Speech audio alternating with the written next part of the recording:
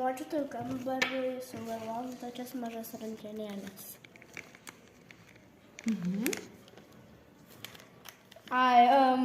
Mūsų spintelį sugalvojom tokias didokas rankenėlės. Gerai, kodėl? Dėl to, nes vaikam yra sunkiau ten atidaryti ir kad būtų lengviau ir greičiau atidarytumėmės. Kodėl būtent va čia 9,5 cm, ne? Dėl to, nes jeigu būtų kažkur mažiau, tai ne visi vaikai galėtų atidaryti ir mokytis tiesiog negalėtų atidaryti. Ir nelabai ir taip gerai būtų.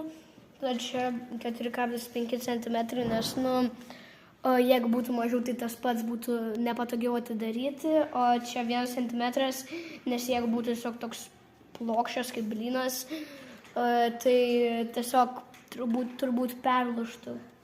Taip. Nelabai būtų gerai.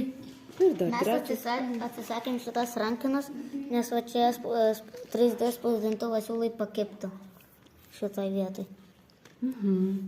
Aš esu Urtė ir mes turim problemą, negalim atidaryti spintelę. Jo, aš Rokas. Aš tas.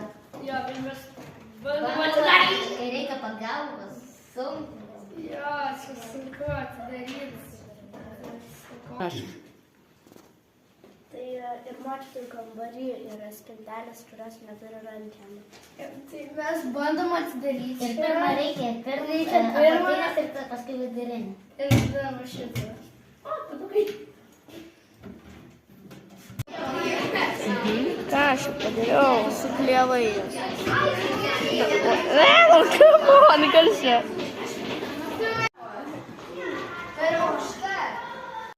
Patikrinom, kad močiutųjų kambarį atsidarinėja durelės. Jo, va. Jo, atsidaro. Bet mes tikrai negalėjom tiesiog va šitaip atidaryti, nes mes tikrai